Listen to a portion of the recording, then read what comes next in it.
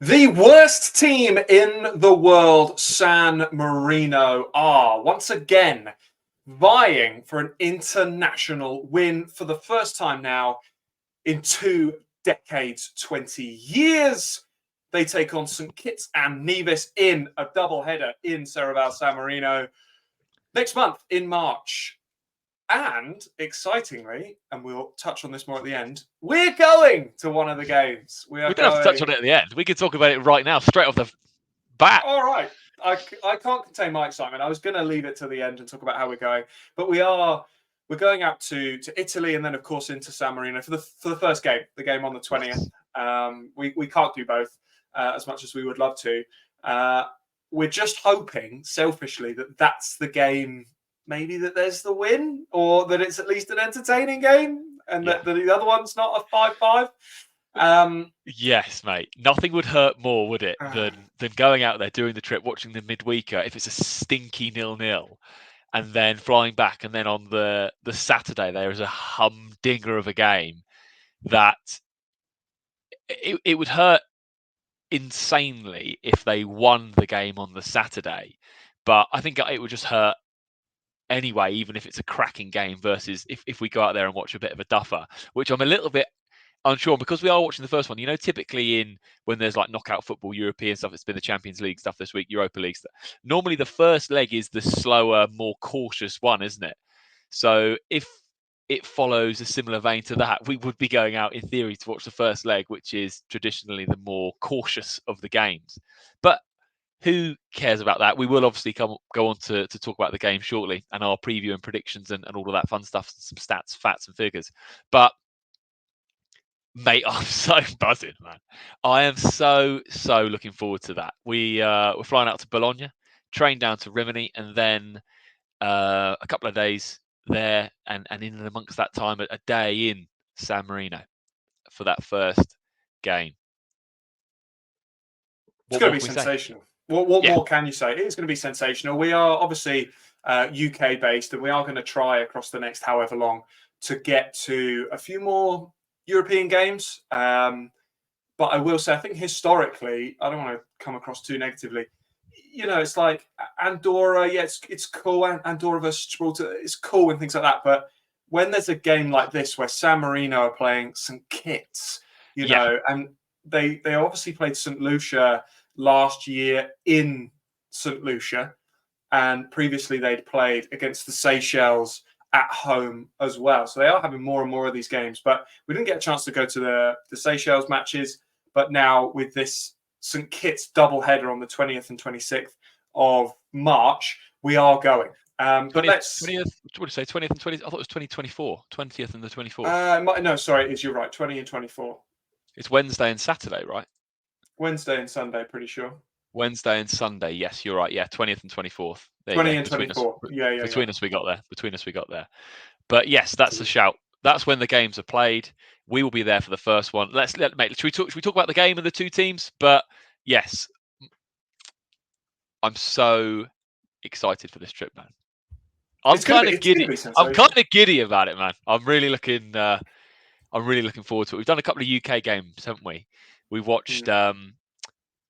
I watched the British Virgin Islands and Anguilla. That's right, isn't it? Yeah. And you went to watch Anguilla against. Was it Windsor? They played Windsor. Yeah, Windsor FC, so club side. I think it was about 5-0. And we also, don't forget, did Falklands versus. Who were they playing? Oh, the Chagos Islands. Yes, yeah, that was Chagos Islands. Yeah, the non-FIFA game. But anyway, let's go to this. San Marino. They're setting up these fixtures because they're looking for that first win. They could have picked an easier opponent. Let's be real. St Kitts, not a bad side.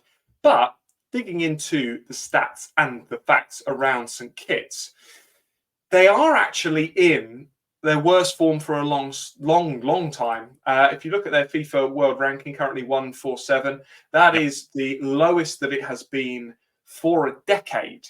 So they've been bubbling predominantly around 130, 137, that sort of range, and have now slipped after a poor Nations League campaign that saw them relegated from a group that included St Martin, Dutch St Martin, and St Lucia, as well as Guadeloupe, but Guadeloupe obviously a very good side. They're now relegated to Nations League C again. They've been in bad form. They only won a couple of games really last year, including a narrow win against Dutch St Martin, who are not an amazing side themselves. So despite the FIFA World Ranking and the fact that St Kitts are a slightly better side than some of the other CONCACAF teams, do you think that this is a good chance for San Marino to finally get that win? I would have chosen a different game, mate. If I was them, if I had my pick, and I'm gonna, because I was looking at this before hopping on as well, because I wanted to feel like I was sort of a little bit well versed. I feel like I know a lot of the St Kitts players, or at least a few of their names, through actually when we were creating them on pairs many years ago. And they've got players in the English football pyramid. Now, you said that they didn't win many games in 2023, and you bang on. They had a bit of a scruffy year. The Nations League was really, really poor for them with relegation. I actually looked at the games that they lost. The games that they avoided losing was when they had Romain Sawyers playing, and Rowan LeBird, is it Summersall, Sterling James, players that jump out straight away. The games that they lost, they were missing. Basically, every game that Sawyers didn't play, because he's still very much a part of that squad. I thought he'd actually retired from international, but he hasn't by the looks of things. So what's not to be dismissed is the fact that in the first third of 2023, they qualified for the Gold Cup. They drew with Curacao, beat them on pens, and they drew with French Guiana and beat them on penalties. Just simply drawing those two games is a very good result. But yes, in then the Gold Cup, they had a group with it was the US, Jamaica. I threw this down somewhere, and Trinidad. And they're never going to win a game in that group, right? So they did get battered in those games. Lost 3-0 to St Kitts, lost 3-0 to Trinidad and Tobago, lost 6-0 to the US, and then what was it? 5-0 to Jamaica. But Jamaica is Premiership and Championship players. The US is they're never winning those. They're never winning those games. The Nations League was then where it went very, very poorly with them for relegation. But as I said, they were missing a lot of players. So I think that the ranking's low and the ranking has dropped, and that is an indication of the bad year that they've had, especially in Nations League. But going back to your original question, if I was San Marino and I'm looking to break this duck, this winless, this almost 20 years without a victory, St Kitts is not a gimme. I think there's plenty of other Caribbean CONCACAF nations that have a lot of UK-based players that would have been far more sort of guaranteed victories. It's really interesting, but I definitely don't. Before we hopped on before I did research, I thought, okay, these will be balanced. I don't know, man. I think St Kitts are probably favourites for both of these games. What do you think? I'm going to throw the same question back at you. Well, I know a lot about the St Kitts players in terms of at a basic level, right? I say I know a lot. If this was a game against Cuba, I would be less informed because they've got less like UK-based players and things like that. Is what I mean when I say I feel like I know a lot about this St Kitts team. And when I was seeing those results come in the Nations League, I didn't really understand it. I still don't fully understand it now. St Lucia, they played a couple of times, and I know that St Lucia have improved and have got championship centre back in Terrell Thomas and things like that. But they're still. I look at this St Kitts team; they've still got a lot of quality there and a lot of international experience in their side as well. I mean, you take someone like the goalkeeper, Archibald, over 50 appearances. All right, he plays in the Honduran League and things like that, but still over 50 international appearances. You've already mentioned Sawyers, again, over 35 international appearances for him. I was surprised. And I look at this and, again, we talk about the rankings. It's not like it's gospel, but there are 19 CONCACAF teams that are lower ranked than St Kitts. Obviously, the bottom four, the bottom five, which are past 200 absolute gimmies. But when you look at the fact that you have got sides like Barbados and Montserrat and things like that, St Vincent and the Grenadines as well. Sides that it is a lot more of a gimme from a San Marino perspective. And whilst they are at home and they have improved of late, yes, I still think it's a bit of a push, to be honest. I think so too. I think so too. I think, sorry to interrupt, I'm just going to talk about St Kitts for one last bit before we then talk on about San Marino in a bit more detail, because you mentioned some good things there and their recent improvements. You and I both know the English football pyramid quite well, right?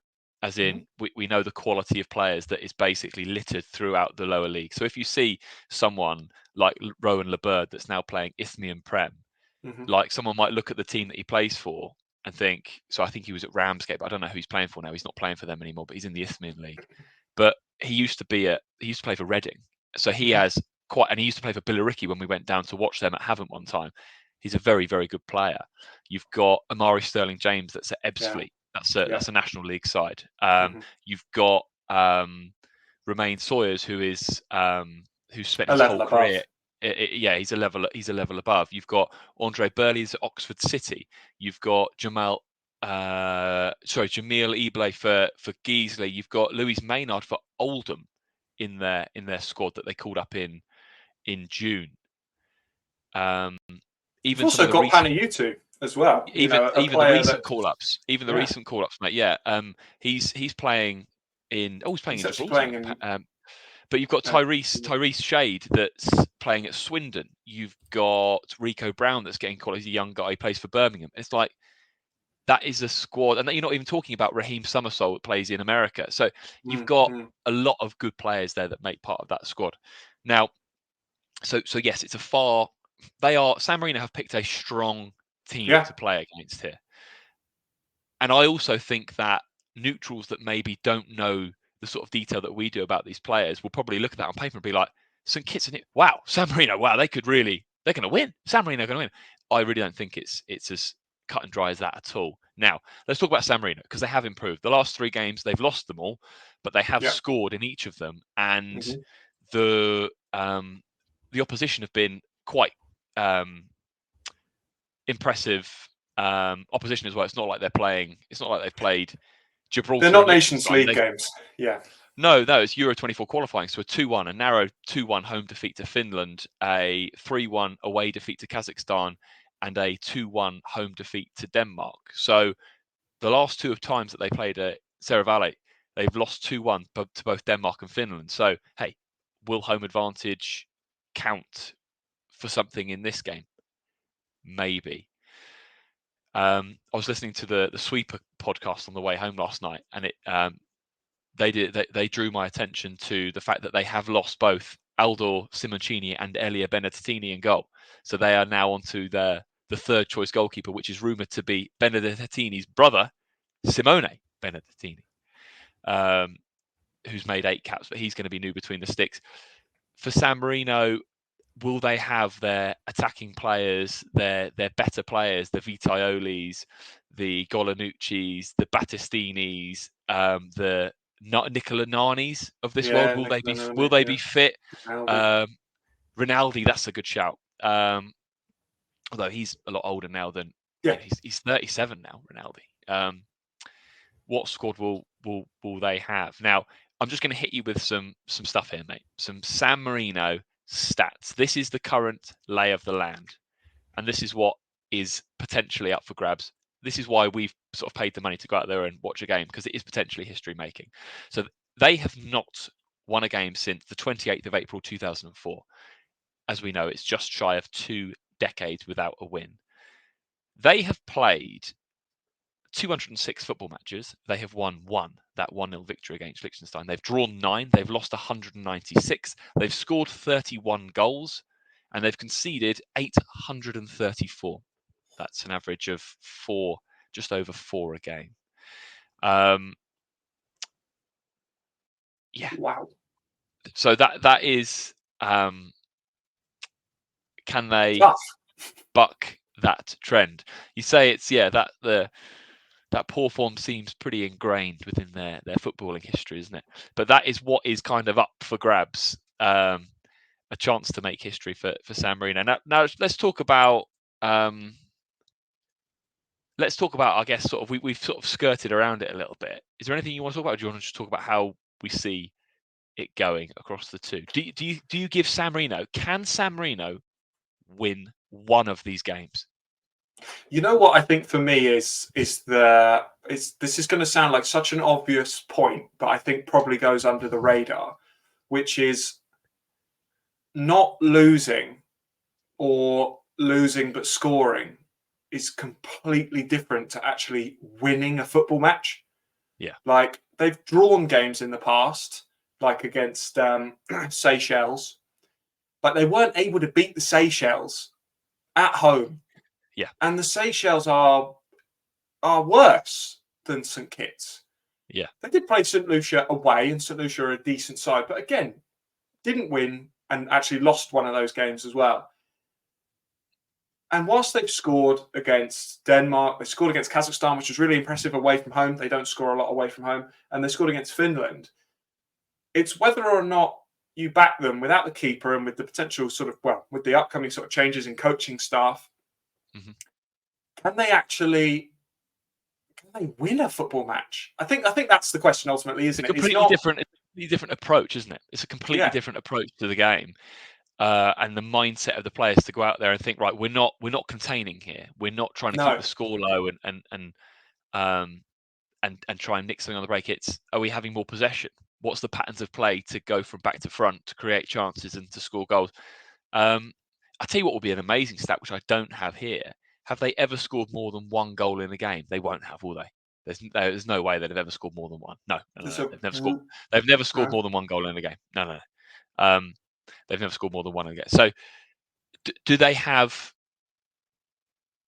Are they going to? Do you know what? For me, mate, I think it depends on one thing and one thing only: the strength of the St Kitts team turns up. Yeah, basically, what squad they take. I really think so, because if a St Kitts team turns up with Sawyers, Somersault, Sterling James, Archibald in goal, Maynard at the back, and Panayiotou. Yeah. I think St Kitts win both games.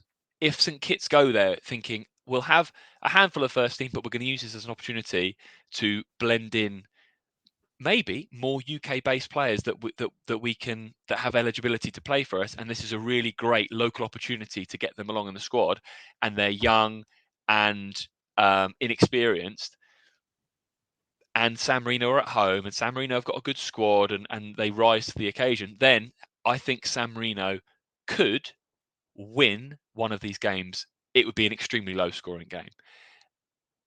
If St Kitts approach it with, hey, this is a good opportunity. We've had a bad year last year. Let's get the full squad together and try and kick off 2024 in the right way. Oh, and also, we don't want to create history on the wrong side for St Kitts now. We don't want to be the team that San Marino eventually, oh my God, finally ended the run. And approach it in the right mindset. I think St Kitts win both games. I don't want to use the word comfortably, because they're going somewhere that they've never played football before. They're going to someone's backyard, but I think they win both games if it's that. And I think it's dependent on that. Thoughts? No, I agree, and I think the point that you made right at the end there, which is you really don't want to be that team that loses to San Marino. You just don't want to be that team, and I can't see a world in which they go to this game, they travel to this match and accept anything other than a win and a draw. Ultimately, yeah, okay, I know we're going to watch the first game, but if they draw the first game, win the second, they'll see that as success. But I just feel like I can't mentally get round the fact that St Kitts are going to win. I just can't. And look, I actually quite like St Kitts. I think they've got a great flag and a really cool team. And it would be cool if we saw a great game. I'd love San Marino to win. I'd love San Marino to win one of the matches and make history. Just mentally, I can't get past the fact that San Marino might have more of the ball, the fact that they don't know how to play any other way than sit back and counter. And also, like, a really, really random thing to say, but playing against European teams is completely different to playing against teams from CONCACAF or Africa like they have in the past. These St Kitts aren't going to defend and have a slow build-up like they will when they're playing against Denmark or England even, and they'll be able to sit right back. As soon as someone like Sterling James is going to get in the ball, he's going to be running at you all day. And I know he's not got the quality of a Bukayo Saka or someone like that, but I just feel like San Marino having more of the ball and actually having to have the onus to score multiple goals and a reliance on a forward like Nani, who we know gets injured a lot and is not always super consistent. I would back St Kitts to come away from this double header undefeated. Yeah, I think we're in agreement, mate. I think we're in agreement, but time will tell. And the beauty of football is so true. You never know what's going to happen. For anyone watching that's still here after 20 minutes of us basically just talking about San Marino and St Kitts and Nevis, thank you so much. If you would be so kind to drop a like on this video, subscribe if you're new around here. And as we've said, Tom and I are there. We're in San Marino for a couple of days and for the first match. So if there are any comments, thoughts, sort of kind of content-y bits that you want us to do while we're out there, we're going to be enjoying it, but also doing a little bit of filming whilst we're out there. And the March international break is absolutely amazing. So we'll be doing stuff around the San Marino game, but also other stuff that's happening as well. If you've got anything that you want us to record or do out there, then throw a comment down. But also throw a comment down on your predictions for this double header. How do you see it going? T, what's the crack? Are we bouncing? Let's bounce. And as always, we'll see you next time.